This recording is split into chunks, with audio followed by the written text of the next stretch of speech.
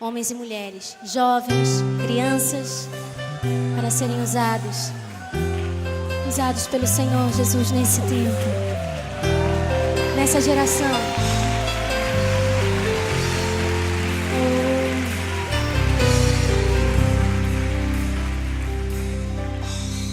Sonda-me, Senhor, e me conhece. Quebranta o meu coração. Oh, Jesus. Transforma-me conforme a tua palavra e enche-me até que em mim se ache só a ti. Então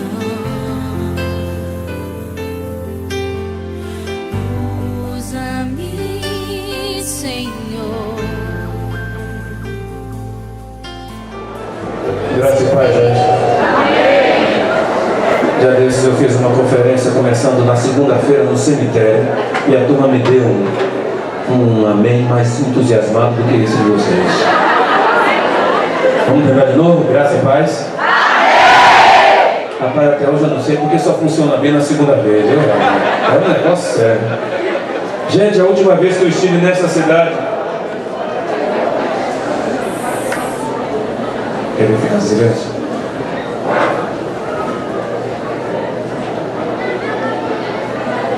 A última vez que eu estive nesta cidade, a maioria de vocês não havia nem nascido. Tem mais de 20 anos, tem 21 ou 22 anos que eu estive aqui num congresso. Era também um congresso. Os meninos de José Gomes estavam dirigindo. Me tinha a impressão que foi nessa escola. Eu vim fazer uma palestra no feriado da semana chamada Santa. Vim, fiz a palestra, morava em Salvador ainda.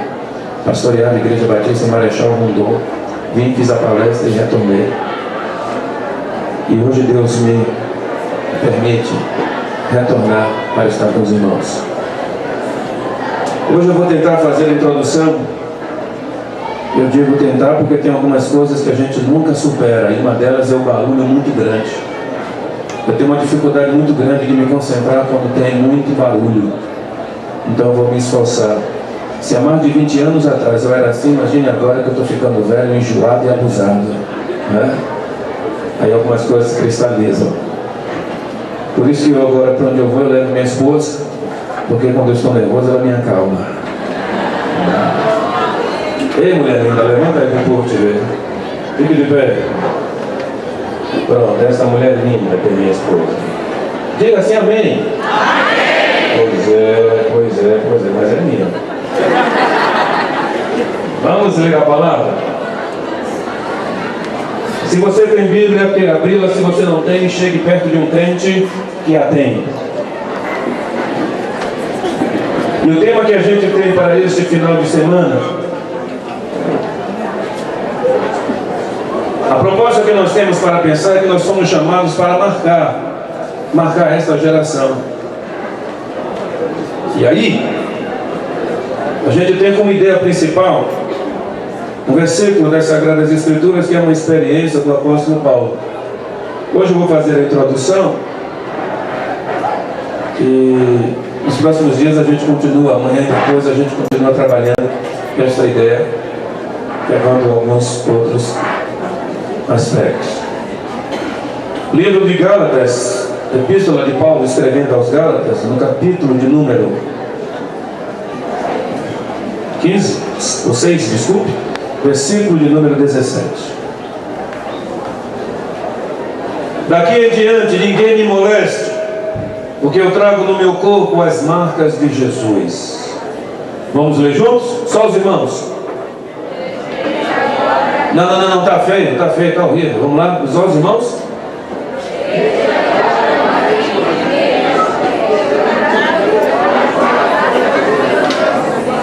Ficou horrível.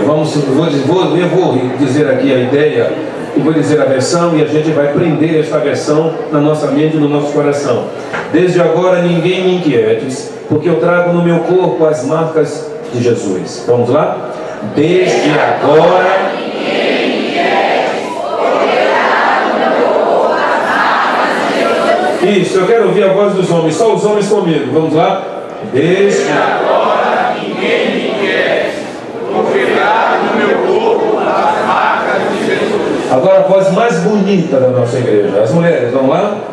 Deixa agora ninguém me conhece, porque trago no meu corpo as marcas do Senhor Jesus. Vamos dizer amém? Amém. Queridos, o apóstolo Paulo foi a figura mais surpreendente, a figura mais extraordinária. Cada vez que eu vou falar alguma coisa acerca de Paulo na igreja, eu fico deslumbrado com aquela imagem, com a figura, com o andar, com o caminhar de Paulo. Paulo foi alguém que foi capaz de sentir, de perceber a história de Jesus, de compreender Jesus, de mergulhar-se numa experiência com Jesus, sair de lá com ensinamentos tão profundos, que foi capaz de pegar a história de Jesus e destrinchá-la para a gente. Paulo pegou a vida de Jesus, colocou a vida de Jesus assim numa mesa e foi dissecando a história de Jesus e dizendo: isso que ele falou se aplica ali, isso que ele falou se aplica aqui, isso foi o que ele quis dizer, é assim, assim, assim, assim, assado. Paulo elaborou um percurso, um curso, um caminho, uma estrada. Ele pegou a vida de Jesus, espremeu e trouxe ensinos que fazem com que o caminhar da gente se torne um caminhar mais seguro. Mas Paulo não foi alguém que apenas discursou, Paulo não foi apenas alguém que falou acerca de Jesus, Paulo foi alguém que viveu Jesus na profundidade que a expressão pode colocar a cada um de nós. O texto que a gente quer apreciar é um momento muito raro na vida e na história de Paulo. Os judaizantes, aqueles que eram seguidores do judaísmo, a gente sabe que Paulo tinha as duas cidadanias, Paulo era romano e Paulo era judeu. E os judaizantes começaram a espezinhar Paulo. Paulo foi um filho abortivo. Paulo entrou pela janela. Paulo desceu pelo telhado na experiência cristã. Paulo não viveu com Jesus como os outros discípulos viveram. Mas é tão interessante isso. E eu tiro uma lição muito grande. É que apesar de não viver fisicamente com Jesus, Paulo tinha um coração tão ligado ao de Jesus, que ele sugou, que ele aprendeu, que ele reteu muito mais do que todos os outros discípulos juntos. Depois de Jesus, não tem ninguém tão extraordinário no Novo Testamento quanto o apóstolo Paulo. Aí os judaizantes, depois que ele cresce, que ele se desenvolve, quando Paulo começa a ter destaque, quando Paulo começa a ser ouvido, porque vocês devem estar lembrados, para Paulo entrar na casa do crente, para Paulo entrar numa igreja, Paulo precisou de uma escolta. Ananias foi esse homem levantado por Deus para levar Paulo para dentro da igreja, porque quando Paulo chegava, o povo corria. O histórico de Paulo, o passado de Paulo, a vida de Paulo, os anos anteriores de Paulo ainda marcavam profundamente a sua vida, de tal maneira que ninguém estava interessado no que ele era, o que ele poderia ser presente e futuro, mas as pessoas ainda estavam presas ao seu passado. Não acontece só com Paulo, acontece comigo, acontece com você. Algumas vezes as pessoas ficam tão presas àquilo que você foi, àquilo que você fez, que não percebe a possibilidade daquilo que você é e daquilo que você pode vir a ser. Paulo precisou entrar na igreja carregado. Foi alguém que abriu as portas dizendo: não, ele está comigo, não corre não, ele está comigo. Não desconjura não que ele está comigo. Paulo entrou conduzido, ele não sabia o caminho. Literalmente ele não sabia o caminho, mas precisou que alguém acreditasse nele. E você vê uma coisa extraordinária que deve marcar a nossa geração: é que nós precisamos ser pessoas que acreditam na possibilidade do outro ser melhor do que aquilo que ele é. Eu não posso desistir das pessoas, eu não posso desistir de ninguém, porque Jesus nunca desistiu de mim. Já nos soltou tantas coisas, já nos soltou tantos recursos, já nos soltou tantos abraços, tantos olhares de misericórdia, de graça e de acolhimento, mas os olhos de Jesus nunca nos faltou. Já nos faltou amigo, já nos faltou abraço, já nos faltou um toque, já nos faltou um telefonema, já nos faltou coisas pequenas, mas Jesus nunca nos faltou. Você já aprontou, já errou, já caiu, e foi Jesus quem todas as vezes esteve lá, e foi Ele quem te levantou. O presente não tem a menor importância enquanto ele não se encerra, porque é no presente que eu posso plantar o futuro. Mas voltando a Paulo, pegou Paulo pela mão e arrastou Paulo para dentro da igreja. A cantalhada toda então começa a acolher Paulo ali dentro. Quando Paulo começa a crescer, quando Paulo está tateando meio cego, meio perdido no meio daquela coisa toda, ninguém dizia nada. Mas quando Paulo começa a crescer, quando Paulo passa a teologizar, quando Paulo passa a refletir, quando Paulo pega o que está escrito a respeito de Jesus, tira das páginas de um papel e o coloca na vida, quando Paulo paga o preço por ser quem era, por acreditar em quem ele acreditava, quando Paulo rasga completamente a relação dele com o passado. Os irmãos sabem que Paulo era extremamente culto. Paulo foi formado em todo o conhecimento que havia em Roma e na Grécia. Paulo discutia com os filósofos epicureus. Paulo conhecia o farisaísmo com todos os seus ensinamentos. E se vocês não sabiam, o fariseu ele precisava gravar 247 mandamentos negativos e 365 mandamentos positivos. Ele tinha que ter isso, era na cabeça. Não tinha negócio de ter uma anotaçãozinha como eu tenho aqui, não. Se alguém não encontrasse um livro qualquer do farisaísmo, perguntasse para ele, me repita aí o mandamento 157 positivo, ele tinha que ter na ponta da língua. Paulo, antes de se tornar cristão, era assim. Paulo era temido, Paulo era respeitado, Paulo era amado, era aplaudido. Aplauso e temor são duas forças muito antagônicas, porque elas não refletem verdade. Mas Paulo vivia isso, Paulo tinha poder. Quando Paulo entrava, o caminho se abria. E agora Paulo passa por um esvaziamento. Ele desiste de tudo que ele tinha, do poder que ele tinha, da influência que ele tinha, dos aplausos que recebia, dos tapinhas no ombro que ele dava. Paulo desiste de tudo e abraça Jesus, se entrega a Jesus, caminha com Jesus. Quando ele é inserido no meio dos cristãos, no meio dos crentes, as pessoas começam a olhar com desconfiança. De repente as ideias de Paulo começam a surtir efeito. De repente as pessoas começam a prestar atenção no que Paulo está dizendo. De repente tem sentido o que ele está falando. E a partir daí, Paulo começa a sofrer a oposição dos judaizantes. E os judaizantes dizem assim, mas quem é você? Tu não era ninguém ontem, hoje está querendo nos ensinar. Mas quem é você? Tu era um perseguidor, eu conheço parente de gente que você matou. E agora você quer vir aqui ensinar para a gente. E as pessoas começaram a perseguir Paulo porque ele não era legítimo, perseguir Paulo porque ele fora perseguidor, perseguir Paulo pelas ideias dele, perseguir Paulo pela inteligência, pela sabedoria, porque quem quer perseguir você vai sempre encontrar um motivo. E não adianta você ser o bonzinho que você é onde você está. Quem quer perseguir você vai sempre encontrar um motivo para te perseguir. Sabe o que Paulo faz? Paulo diz que a fé verdadeira ela não se baseia num discurso vazio. Paulo diz que a fé verdadeira não é um conjunto de presepados e coreografias que a gente pode demonstrar o quanto nós somos crentes. Paulo abre a boca e diz assim, desde agora, ninguém me inquietes, porque eu trago no meu corpo as marcas do Senhor Jesus Cristo. Ele era capaz de dizer assim, ó, não linguagem de hoje, ele diria assim, parem de me encher o saco, porque o que vocês têm é só conversa, mas o que eu tenho é uma vida marcada pelo Senhor Jesus. E Paulo era capaz de desabotoar a camisa dele, a roupa dele, tirar a camisa e mostrar os açoites que ele recebera nas costas. Paulo foi mais açoitado do que Jesus. Jesus recebeu 39 açoites. Paulo recebeu 195, porque 5 vezes Paulo foi açoitado. E o judeu era interessante. Ele sabia que o cara só aguentava 40 açoites. Sabe o que ele fazia? Só dava 39, que é para o cara não morrer. O homem só aguentava 40, ele dava 39, a garantia de que o sujeito não ia morrer. Paulo 5 vezes, depois que virou crente, está reclamando porque sua vida está dura? Vai seguir o caminho de Paulo para tu ver o que é bom para nós. Tem crente que é assim, quando a coisinha aperta, não vou mais para a igreja. Se não vai me visitar, o pastor não me visitou, eu não sou mais crente. Se não chamou para cantar, de hoje em diante eu não vou mais para lá, não faço mais nada para Jesus. Tem um bocado de crente, crianças, que não aprenderam que a fé cristã é um exercício constante, todos os dias, todas as horas. Porque todos os dias nós somos provados pelo Senhor. Todos os dias, querido. E Deus quer que eu e você sejamos aprovados. Por isso, olha para cá. Para de conversar. Você tem depois do culto todo para conversar. Quando chegar em casa vai fazer igual aquela irmãzinha que estava aqui na ensinação dizendo que estava na igreja. Tu estava na igreja, não estava prestando atenção a nada, ganhou o quê? O cão não somente tira crente de igreja, não. O cão também bota na cabeça deles outras ocupações. Porque a fé vem pelo... Eu não escutei, a fé vem pelo...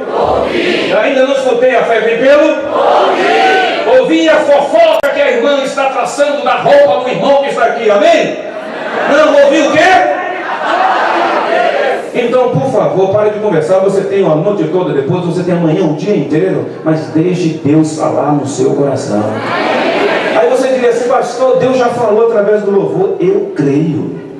E há de mim brigar com o Fredson por causa disso. Meu amigão do peito, tem um amorzão por ele, né? Mas independente disso, Deus fala pelo louvor, mas Deus também continua falando pela sua palavra. Tá bom? Você não vai gravar a minha fisionomia, não vai gravar os meus trejeitos, não vai gravar os meus xistos, mas você vai gravar aquilo que Deus botar aí dentro de você. A despeito de termos aproximadamente 400 pessoas inscritas neste congresso, cada um nesta noite recebeu o culto de maneira diferente.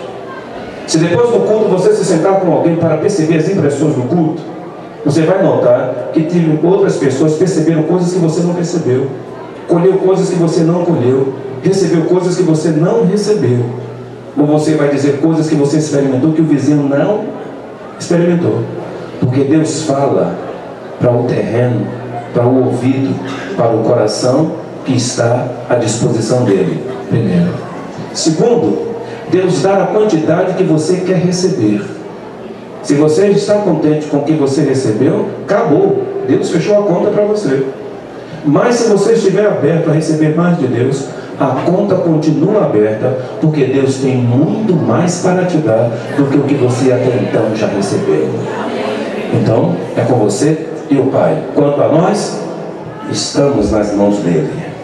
Aí Paulo tiraria a roupa e diria assim: desde agora não me inquiete, não me enche o saco, porque eu trago no meu corpo as marcas do Senhor Jesus. Quando a gente abre na carta aos Coríntios, nós vamos ler aquilo que Paulo passou. Paulo, com toda aquela outra coisa que eu falei anteriormente, Paulo passou pela experiência de ser náufrago, Paulo passou pela experiência de ser perseguido, Paulo passou pela experiência de ser injuriado dentro e fora da igreja. Paulo passou pela experiência da perseguição. Paulo uma vez teve que descer içado por um cesto, por um muro da cidade, porque na porta da cidade tinha um grupo que queria pegá-lo.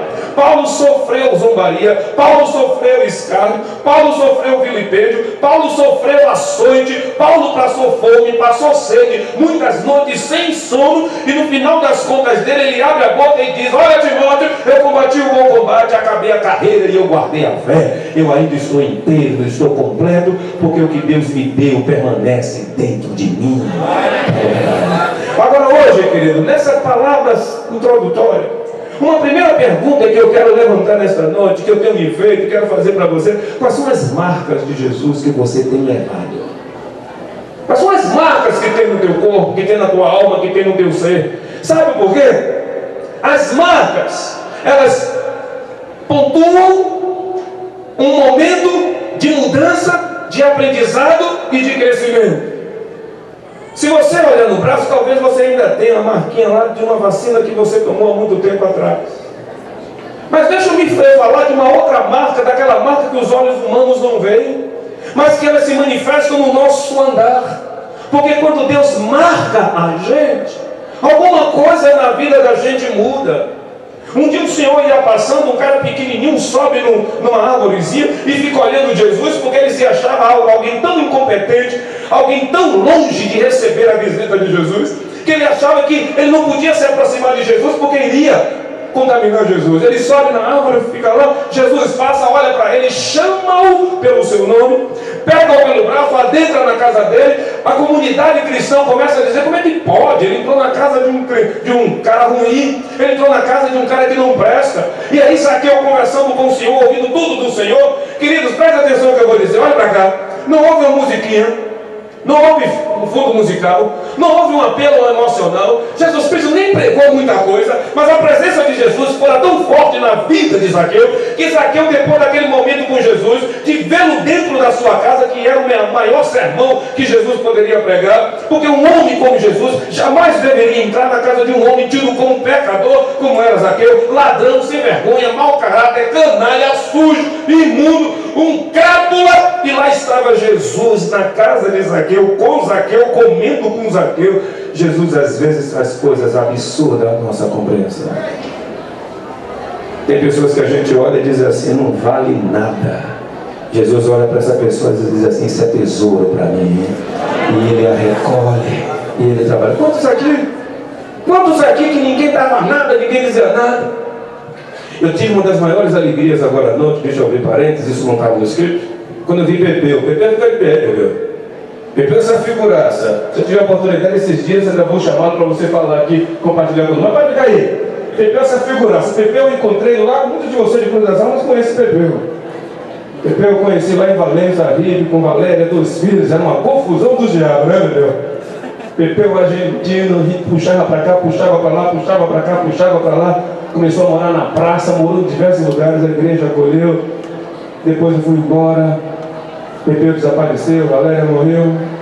Pepeu voltou para a Argentina, estudou. Cadê essa menina que está aqui, não tá? Tá onde, menina? Ah, tu tá bonito, viu, cara? Tu tá bonito, Deus abençoe, Deus abençoe. Se Pepeu tiver oportunidade, não vai dizer, mas Pepeu era assim, era na mendigância, era viciado, era isso, era aquilo outro. Você deve saber a história do seu pai. Foi você ainda pirradinha, pivetinho. E agora está um mensarrão bonitão, acompanhado de 2 moças, que eu estou um perigo, né? Vou botar o em você esses dias, viu, sujeito? Quando chegou agora, ele me abraçou e disse assim, pastor, eu voltei para a Argentina, eu estudei, fiz teologia, hoje eu sou missionário, faço um serviço para a glória do nome de Jesus. E hoje eu posso morrer por ter ouvido e visto o que Deus faz na vida de uma pessoa que entrega o coração a Ele. Hoje eu posso morrer. Mas voltando ao nossa experiência, Paulo então diz que ele tem marcas deixadas por Jesus. Presta atenção no que eu vou lhe dizer. As marcas mudam a gente. Quando Zaqueu foi marcado por Jesus, Zaqueu disse assim, Senhor, de agora por diante, eu não quero mais ser quem eu sou. De agora por diante, eu quero ser uma nova pessoa. Quais são as marcas ao longo dos anos em que você serve ao Senhor que foram mudadas? Eu anotei 5 fragilidades nossas, estão aqui. 6. Eu quero rapidamente compartilhar com vocês, eu quero trabalhar isso no mais tempo. Primeiro, a nossa juventude, a nossa adolescência e também na fase adulta, nós precisamos resolver algumas questões. Primeiro, nós precisamos ter a essencial compreensão do que é certo e errado. Hoje tudo é muito relativo. E como foi dito aqui na ensinação, nós usamos muito a expressão nada a ver. E sem perceber, nós vamos abrindo, desabsolutizando algumas áreas da vida da gente que não deveriam ser desabsolutizadas. E a gente vai abrindo. Presta atenção no que eu vou lhe dizer, olha para cá. A distância só é percebida quando ela já é grande demais para que possamos voltar. No casamento é assim, no relacionamento é assim, nas amizades é assim, na vida é assim, na igreja é assim, na fé é assim. A distância só se torna percebida quando ela é grande demais, ela já está grande demais e já não temos mais coragem para voltar. E se tem uma coisa que tem aberto uma lacuna enorme na nossa relação com Deus e tem atenuado a nossa marca de povo de Deus, é que nós não sabemos mais estabelecer o que é certo e o que é errado. Nós vamos para um grupo que diz que isso é errado, conversamos com outro que diz que é certo. Experimentamos liderança que diz que isso é errado e outra liderança que diz que a mesma coisa é certo. E a gente vive numa insegurança tremenda. Meus pais não tinham a menor cerimônia de dizer não faça isso porque isso é errado. E hoje o pai joga para a mãe joga para o pai, os dois jogam para os avós jogam para os pais e o filho fica no meio daquela roda toda sem saber a quem seguir, porque tudo que era absoluto tornou-se relativo. Tudo tem sido relativizado. Precisamos resgatar a noção clara do que é certo e do que é errado. Segunda marca, o relativismo embasado ou condicionado ao grau de prazer que me proporciona. O mundo da gente está hedonista, querido. O mundo da gente está marcado pelo prazer. Eu vou ser escandalosamente ferido agora. Até os nossos cultos, eles têm sido movidos pelo prazer. Quando a gente não gosta de um culto, a gente vai para o culto de uma outra igreja. E quando surge um cara da moda que bota para quebrar, todo mundo vai. Até que a moda dele passe, até que a onda dele passe, e surge uma nova moda, aí vai todo mundo para a igreja da moda. E a gente vai, se assenta na igreja da moda, tem uma experiência espiritualmente orgásmica, voltamos para casa e parece que está tudo bem, mas no dia seguinte o inferno do nosso caráter continua.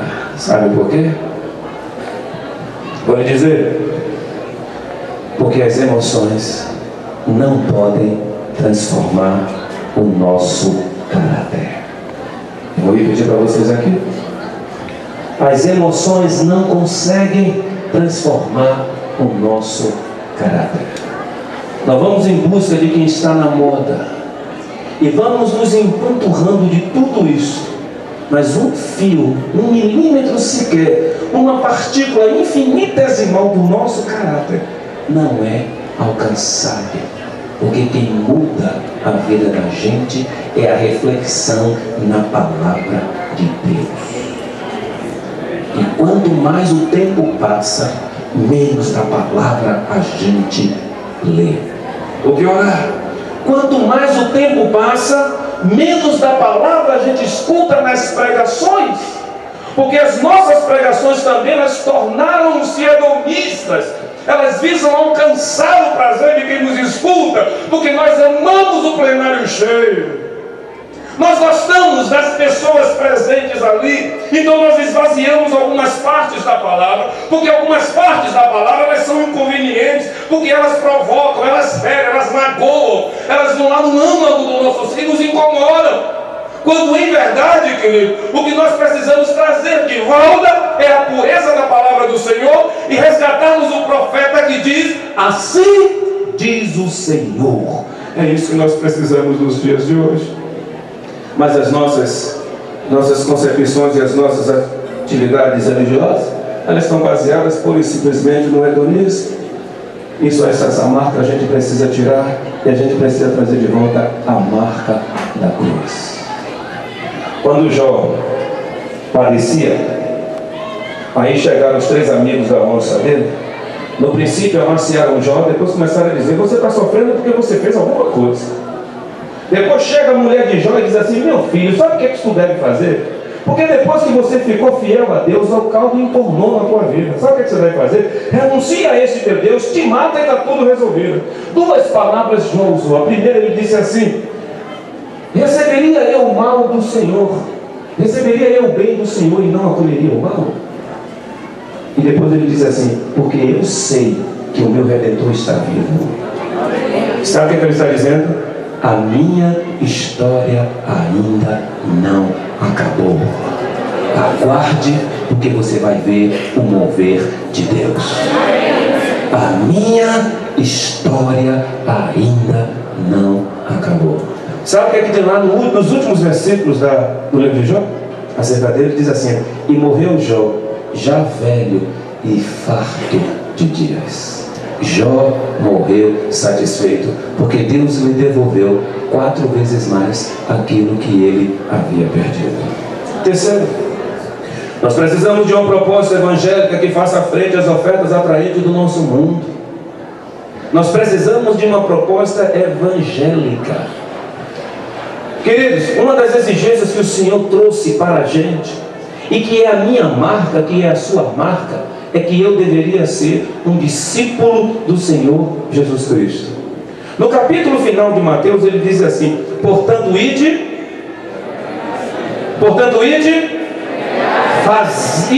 fazei discípulo de todas as nações. Sabe o que ele está dizendo? Que eu devo fazer alguém seguidor de Jesus da mesma maneira que eu sou, que eu devo reproduzir, que eu devo multiplicar. Em pouco tempo a igreja lá que eu pastorei saiu de 200 e poucos membros, passou para 1000 membros, e as pessoas evangelizam a semana toda, o dia todo, o tempo todo. Eu absolutamente não tenho nada a ver com isso, mas é que o pessoal compreendeu que a tarefa nossa, que a tarefa do cristão é de se multiplicar todos os dias, é de falar do evangelho todos os dias. Mas não é um negócio assim não, agora é hora de eu ser crente, aí eu falo. Não é assim não, querido. Eu nem preciso dizer que eu sou crente, eu nem preciso dizer qual é a minha igreja, eu não preciso dizer qual é a cara do meu pastor. O que eu preciso dizer, frente às dificuldades do mundo, eu tenho uma resposta, e essa resposta quem dá é o Senhor Jesus Cristo.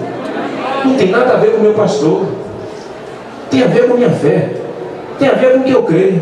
Então alguém fala de uma perversidade qualquer, e eu digo, não, não é bem assim não. Eu entendo que deve ser assim, assim, assim, assim, assado.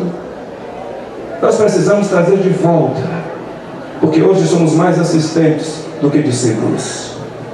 Escutamos, nos enchemos, saímos segunda-feira e não multiplicamos com outras pessoas aquilo que recebemos. Vocês vão piorar, vão retroceder. Não é nem segunda-feira, domingo, quando a gente sai.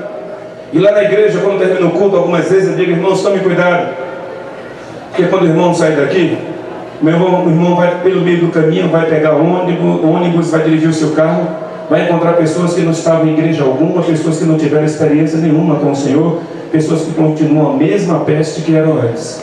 E com toda certeza, se você não é instrumento do diabo, ela vai ser, e ela vai tentar tirar de você o que Deus colocou no seu coração.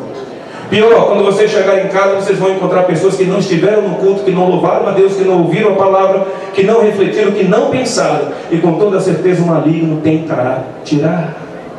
Sabe por que isso, querido? Porque o maligno não quer que a palavra fique dentro do nosso coração. Por isso eu preciso desistir de toda essa situação e abraçar a proposta evangélica de testemunhar do Senhor Jesus Cristo. Agora ouça o que eu vou dizer, acorde. Ouça o que eu vou te dizer. Se você conhece alguém cujo testemunho não é legal, não foi bom e não é bom, preste atenção no que eu vou lhe dizer. O problema não está no Evangelho, porque o Evangelho não muda por causa do testemunho errado ou da má percepção de A, de B ou C. A despeito de todo e qualquer comportamento que fulano, beltrano, ciclano possa ter, o Evangelho continua sendo o poder de Deus para a salvação de todo aquele que crê. Não existe outra proposta, não existe outro caminho. O Evangelho é a proposta e a única proposta que Deus tem para este mundo. Toda e qualquer pessoa precisa ouvir acerca do Evangelho. Quarta questão que a gente precisa resolver é o imediatismo. O imediatismo tem criado na cabeça da gente uma visão muito intra-histórica. Nós estamos muito preocupados com o aqui e com o agora. É um imediatismo tremendo. Nós trabalhamos com adolescentes lá em nossa igreja, eu e minha mulher, e a gente percebe que às vezes esse imediatismo é muito presente. Há um desejo exagerado, uma sofreguidão de ter a coisa que está na moda, a coisa que está rolando, a coisa que está acontecendo, e nós concentramos a nossa força e a nossa energia em adquirir esse negócio aqui. Quando nós adquirimos isso aqui, uma vez adquirido, ele não satisfaz mais a gente, ele é deixado de lado e a gente quer uma outra. Igualzinha, com uma pequena diferença. Quer ver uma ilustração? Celular. Duvido que tenha alguém aqui, a não ser que seja saindo da pré-adolescência até a plena adolescência, até os 15 anos. Duvido que alguém fora dessa faixa etária conheça tudo o que o seu celular é capaz de fazer. A não ser que o seu celular seja como o meu. Só envia e recebe. Só. Meu celular é o mais simples possível. Só envia e só recebe. Duvido que tenha alguém aqui que saiba tudo o que o seu celular faz. Segundo, duvido que tenha alguém aqui que use todo o potencial do seu computador, a não ser que você viva disso. Vamos piorar. Duvido que tenha alguém aqui que use todos os recursos do seu TV colorido com controle remoto. Duvido. Mas quem tinha um TV de um jeito, agora quer um Slim. Quem tem um Slim quer uma LCD. Quem tinha um LCD agora quer uma digital. E sabe lá Deus o que é que vai querer mais. O celular da gente hoje de manhã faz cócega na gente, prepara o café, levanta a gente, pega o sabão, entrega a toalha, e nós ainda queremos um celular mais avançado. Existe um imediatismo tremendo. Se uma marca está na moda, nós gastamos o salário todinho, mas compramos aquela marca porque a gente quer parecer. Isso eu vou falar mais num desses dias aí, a questão do ser e do parecer. O imediatismo, querido. E o imediatismo é interessante, porque ele diz que o que importa é o aqui e agora. Eu tenho que ter aqui e agora. Quinto, nós não temos desafios pessoais na área de vida cristã, na área de vida devocional, na comunhão, na fidelidade a Deus, no compromisso com o Senhor. Faltam os desafios na área cristã. Quer ver? Olha para cá. Como é que você quer estar espiritualmente daqui a 3 anos? 3 anos. O que é que você projeta para a sua vida espiritual? Se eu perguntar para a sua vida profissional, você diz: eu quero ser isso, eu quero ser isso, eu quero ser aquilo outro. Se eu perguntar o que você quer ter daqui a 2 anos, você diz: daqui a 2 anos eu quero trocar de carro, eu quero ter uma casa nova. Algumas vão dizer: eu quero estar casada com outro filho dentro de casa. Olha, não é? Você não conhece, não é? Eu não vou perguntar aqui porque eu não quero entregar ninguém, mas eu tenho certeza que se eu perguntasse quem daqui a 10 anos quer estar casado com 8 filhos, um bocado de gente levantaria a mão, né?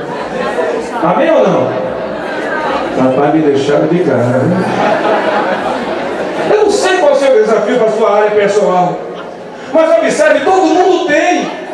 Se não tem uma grande, tem uma pequena, mas se tem. Mas eu me pergunto, qual é o seu alvo espiritual?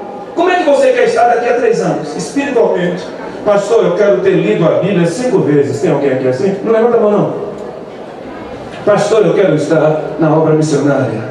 Pastor, eu quero estar mais dedicado à minha igreja. Pastor, eu quero ter trabalhado na minha congregação, tê-la fortalecida.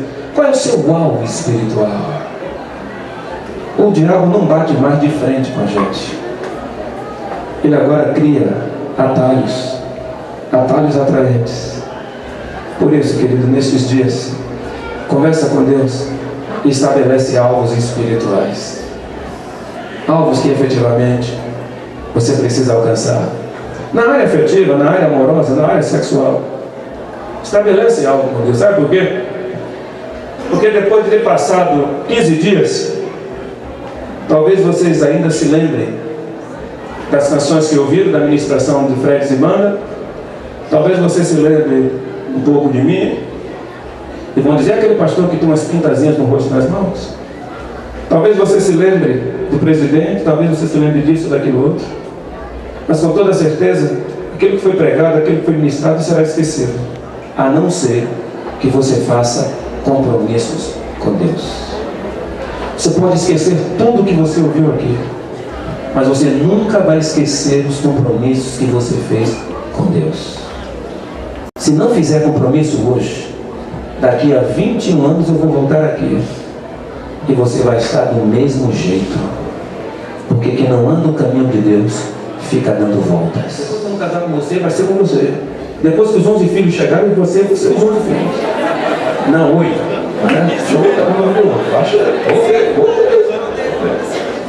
Se o cara está fazendo assim, está dando volta. Se aquela menina o tempo todo diz a você que vai fazer, que vai melhorar, que vai ser boa filha, que vai ser boa irmã, que vai ser boa crente, que vai, mas já passou um tempo, ela não foi, ela ficou, ela vai continuar ficando, querido, cai fora, porque está dando volta. Quem não tem objetivo, quem não tem alvo na vida, vai ficar dando volta. E quem dá volta te encabela, te engana, te enrola, te anestesia, cai fora. Segue quem tem uma direção, segue quem tem um rumo, segue quem tem um alvo, segue quem tem um objetivo, porque quem sabe aonde vai é capaz de conduzir outros, e conduzir outros a um caminho seguro. Mas quem não sabe para onde vai, qualquer lugar serve, até o abismo e até o inferno. Saia fora desta relação. Mas pastor, é tão bonitinha agora, tu vai ver o inferno quando você casar. Mas pastor, é lindão, saradão murcha, você vai ver, querido, não bota comida na mesa, nem realiza projetos, cai fora. Ou você pensa que você vai ser bonitinha, guria, inteirinha o tempo todo? Não vai não, além da gravidade vai pegar você.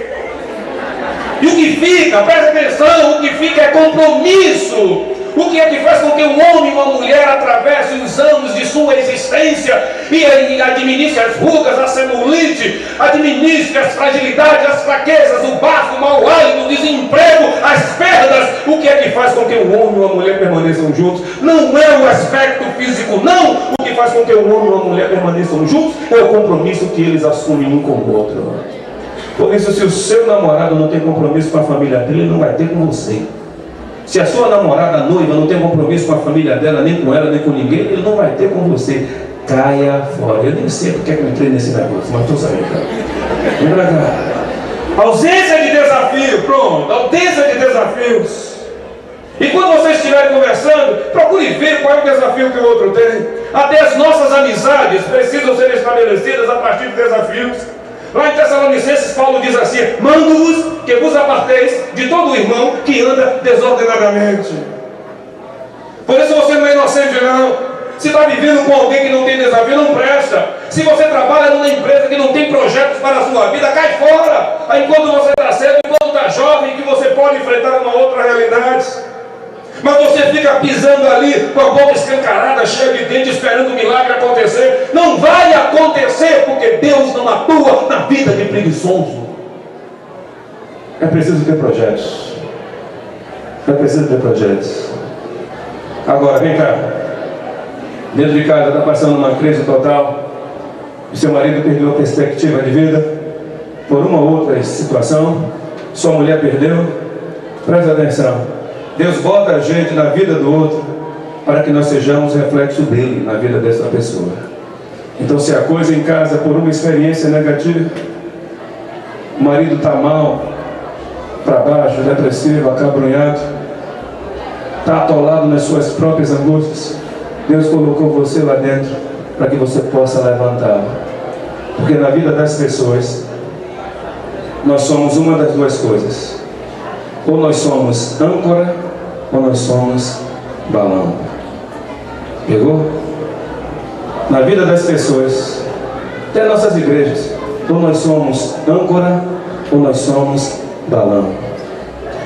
O balão leva a gente para cima. Jesus era balão. Na vida de quem ele passava, ele levantava. Mas tem pessoas que são âncoras. O tempo todo está puxando a gente para baixo. O tempo todo está amarrando a gente. O tempo todo está puxando a gente. Se você convive com alguém que não tem propósitos, que não tem objetivo, caia fora. Caia fora. Sexto, deixar como referência para essa noite, para a gente pensar nos próximos dias, destrinchar isso. O uso de referências cristãs negativas como âncora para o nosso caminhar, como estímulo para o nosso caminhar. Eu vejo mais o exemplo negativo do que o exemplo positivo. O exemplo negativo ele é mais fácil de ser absorvido. Sabe por quê? Eu vou lhe dizer, olha para cá. Você vai me ouvir falar isso muitas vezes. No domingo próximo passado, culto da noite, tem uma mania de dizer, olha para cá, olha para cá. Ainda mais quando eu vejo alguém distraído. Às vezes eu vejo alguém dormindo e falo assim, acorde! Está dormindo aqui, eu viro para cá, acorde! Aí quando eu volto a olhar, quem estava dormindo regalou os olhos, que é uma beleza.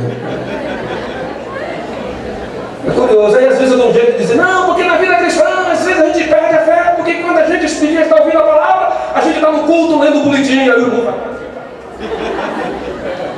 Nesse instante tinha uma irmã aqui do meu lado lendo o boletim, eu disse, vou pegar daqui a pouco, vou pegar, mas acho que Jesus chegou no ouvido dela e disse assim, se cuide que ele vai te pegar. Todo mundo fala isso. De 1 a 9. Quando você chega no versículo 9 diz isso. E adiante dele ia o seu escudeiro. Você sabe qual era a função do escudeiro? O escudeiro era alguém que levava um escudo e uma espada reserva. Quando o guerreiro estava em luta e a espada do guerreiro caía, o escudeiro jogava a espada reserva e corria para pegar a espada que caía. Se na batalha, se no enfrentamento, o escudo escapulisse, o escudeiro jogava ou entregava o escudo reserva e corria para pegar o outro escudo. Presta atenção. Ninguém vai conseguir nada neste mundo se não tiver um escudeiro. Pessoas que estejam orando com você e pessoas que orem por você. Pessoas a quem você possa dizer, eu pequei, eu disse que ia para a igreja e não fui para a igreja. Eu disse que eu ia ajudar e não ajudei. Alguém com quem você possa compartilhar o que está aí dentro de você. Porque a Bíblia diz que um dos pecados de Davi, que levou Davi àquela queda desastrosa, foi que Davi escondeu tudo dentro do coração dele. Enquanto eu calei, envelheceram os meus ossos pelo meu gemido de todos os dias. Nós precisamos, sim, de referências. Quem são suas referências? Leandro e Leonardo, está perdido. Tem um novo agora, é Léo e... Mas a gente pega que é uma beleza, viu? Uma brincadeira aqui, uma brincadeira. Vitor e Léo. Quem são suas referências? A minha referência é a novela das 8. Minha referência é o futebol fulano de tal, o jogador Beltrano. Querido, nós precisamos ter referências. que nos apontem para os céus. Porque aquele que serve de modelo para a minha vida e de inspiração para a minha vida, decidirá o caminho que eu vou percorrer. E é uma luta desonesta, porque com os fiéis você passa algumas horas, com aquele que te inspira, você passa todos os seus dias. Por isso é que eu não tenho pastor nenhum como modelo, nem como exemplo, nem mesmo eu não tenho pessoas nenhuma como modelo, eu tenho como inspiração, muitos e alguns amigos como inspiração, mas o meu modelo pleno chama-se Jesus de Nazaré. É só isso. É só isso. Porque quando os homens caem, é Jesus que os levanta. Quando os homens enfraquecem, é Jesus que os fortalece. Quando os homens se perdem, é Jesus que aponta o caminho. E quando todos vão embora, Jesus é o único que fica. Lembre-se disso, beleza? Paulo abriu a boca e disse: desde agora, ninguém me inquiete, porque eu trago no meu corpo as marcas de Jesus. Quais são suas marcas? Porque é isto que as pessoas vão procurar. Deus nos abençoe. Amém. Vamos ficar de pé para a gente orar? Segura na mão do teu irmão. Vai bem para perto dela e toca no ombro dela. Isso. Eu tinha uma cisma muito grande com esse negócio de crente que está se pegando, está se tocando. Eu sempre fiz isso. Até entender, eu fazia porque achava bonito, porque achava gostoso. Mas é muito mais do que isso. Quando alguém toca em mim, esse alguém está dizendo assim, sem palavras, eu gosto de você. Quando alguém me toca, diz eu gosto de você. E quando alguém diz que gosta de mim, eu me abro para gostar dela. A gente se desarma. Meus pais moram na Sussuarana. Alguns de vocês devem conhecer lá em Salvador. Aí eu vinha da casa dos meus pais e estava na janela do ônibus. Parou no ponto de ônibus. Tinha um molequinho assim, pretinho como eu, sentado assim no chão. Ele estava brincando, a mãe dele estava de pé e estava brincando assim no chão, fazendo alguma coisa. De repente ele levantou o olho, e aí eu ficou olhando para o ônibus, onde demorou para as pessoas entrarem, e eu na janela olhei para ele. Quando eu olhei para ele, eu fiz assim, ó. Assim, ó, vou mostrar para todo mundo. Aí ele estava embaixo, eu olhei para ele e assim. Eu piorei, filho. E ele fazia, ele olhou para a mãe, a mãe não estava olhando. E eu me divertindo com aquilo, achando maravilhoso. Aí daqui a pouco eu percebi onde ia embora, aí eu fui mudando as questões, aí fui virando, tirando, aí dei risada, aí ele foi se desarmando, deu risada, aí eu pisquei o olho para ele, ele baixou e começou na mão. Na vida não é assim? Uma pessoa olha de cara feia para você, você se tranca para ela. Se a mesma pessoa sorri para você, se desarma você, te desarma, absolutamente se desarma. Então essa pessoa que você está tocando, sem palavras, você está dizendo eu gosto de você ou eu posso gostar de você. E sabe qual é a resposta que mentalmente a gente dá no coração? Se você pode gostar de mim, eu também posso gostar de você. Amém? Deus querido, que coisa boa que o Senhor falou. Quando o Senhor fala, a gente escuta. E teu Espírito nos ajuda a guardar. Senhor, eu sei que muito o Senhor ainda tem para falar através de todas as manifestações. Pai, como foi tremenda a encenação aqui à noite. Como foi maravilhosa, tremenda, Pai Santo, a ministração de Flex e sua banda. E eu quero te pedir, Pai Santo, que a tua palavra compartilhada também tenha encontrado lugar no coração dos teus filhos. Logo quando terminar isso aqui, Pai Santo, atividade uma, atividade outra, festas, brincadeiras, o papear nos quartos, daquela algazarra que às vezes é santa, às vezes não. O fato, Pai Santo, é que pode ser que nos esqueçamos de tudo que recebemos aqui. Por isso, Pai, transforme, ajude-nos a transformarmos o que ouvimos em propósitos. Porque as palavras eu esqueço, mas os propósitos permanecem. Muito obrigado por este dia aqui. Nos abençoa nos demais dias. Te oramos em nome de Jesus. Amém.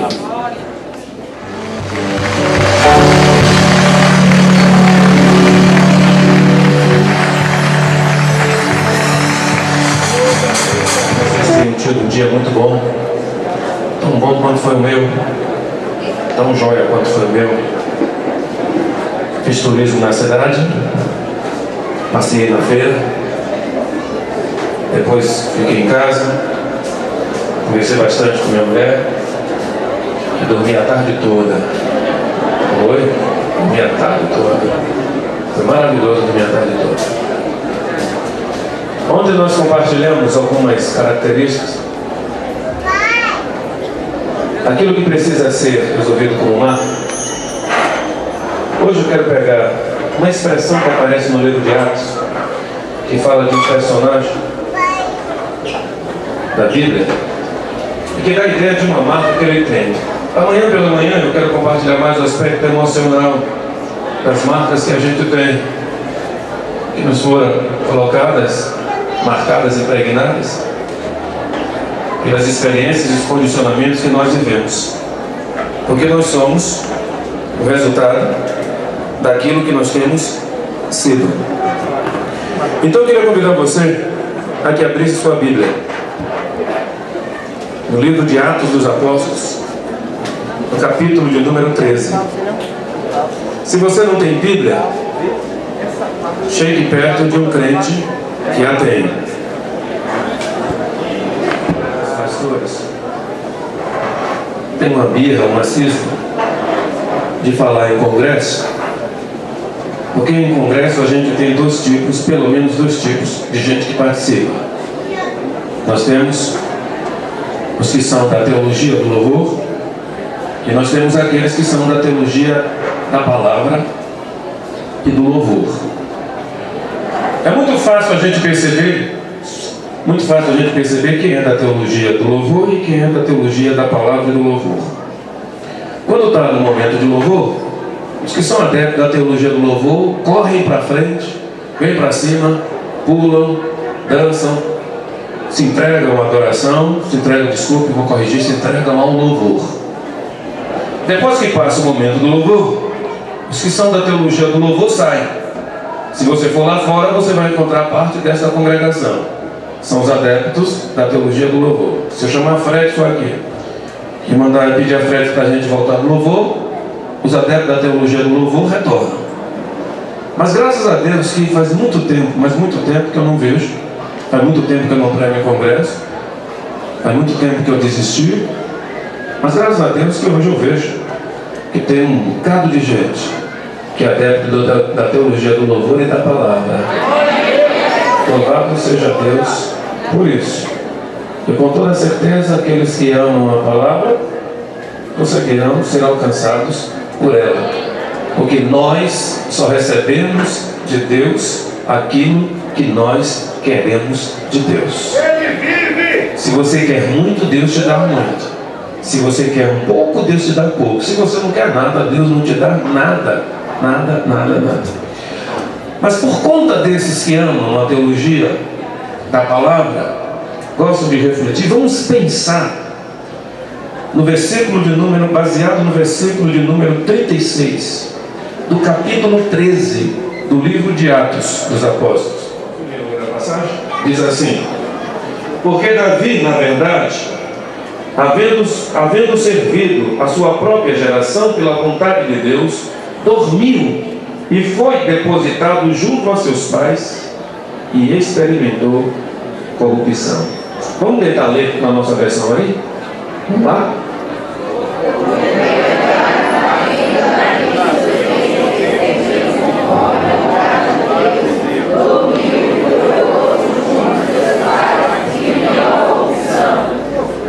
Uma das pessoas que mais marcou a minha geração como pregador, e talvez de alguns dos nossos queridos colegas, e deixe-me destacar que tem sido assim um privilégio grande ficar na companhia desses meninos da palavra e desses amantes do Evangelho do Senhor Jesus Cristo. Tem sido bom demais a companhia dos colegas pastores. Hoje o nosso almoço foi um almoço assim de pensar a igreja, pensar a palavra, de compartilhar. Foi bom demais, mas foi muito bom. Mas um dos pregadores que marcou a minha geração e marcou a minha vida, não sei os irmãos, foi Caio Fábio.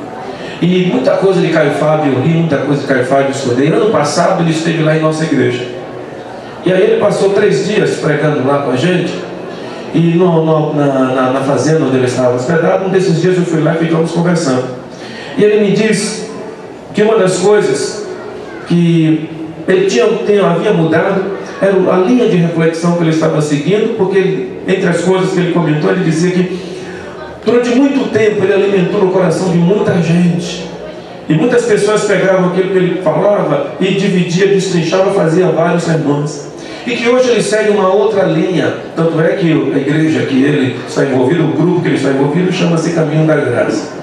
Por que eu fiz referência a Caio Fábio? Porque foi há muito tempo atrás que eu ouvi um comentário dele acerca desta passagem. E o comentário acerca dessa passagem foi um comentário muito rico, tinha 4 pontos apenas. E esses 4 pontos marcaram, ficaram gravados na cabeça, desceram ao coração, se transformaram em atitude, e aquele troço ficou reverberando durante muito tempo, muitos anos. Porque eu tenho uma facilidade tremenda de, em ouvindo, armazenar aquilo que ouço, guardar aquilo que ouço, introjectar e transformar. Na medida em que eu permito a ação do Espírito Santo dentro de mim, transformar aquilo que eu ouço em atitudes, porque como eu disse ontem, só permanece na vida da gente aquilo que a gente transforma em compromisso. Aquilo que é prazer, aquilo que é epidêmico, aquilo que é epiderme, ele fica na superfície, ele não desce a camadas mais profundas, por isso ele não transforma, por isso ele não muda. E a gente vai vivendo depois de alguns dias a mesma coisa que nós éramos, porque aquilo que nós éramos, se não for tocado por aquilo que nós queremos ser, nós continuaremos sendo aquilo que nós sempre fomos, e aquilo que almejamos ser nunca vai chegar, porque o que está por vir a ser precisa de um novo processo que se comece aqui e agora. Deu para entender? Porque se você não começar aqui agora, amanhã você será a mesma coisa que é hoje.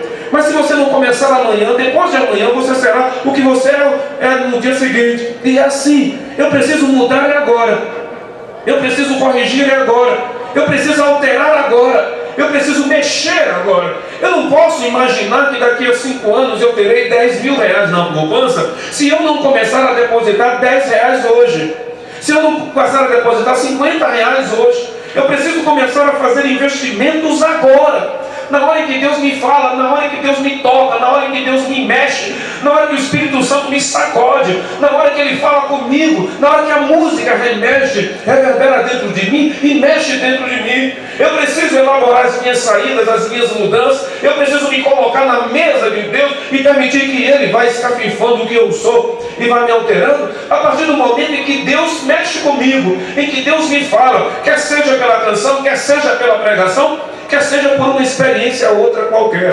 O fato é que Deus ainda é vivo e Ele o será para todo sempre. O fato é que Deus ainda fala e Ele falará para todo sempre. O fato é que Deus ainda realiza e Deus continuará realizando para todo sempre. E foi o próprio Jesus que assumiu esta verdade quando disse: meu Pai trabalha até agora e eu também. Deixa eu te perguntar, Deus está trabalhando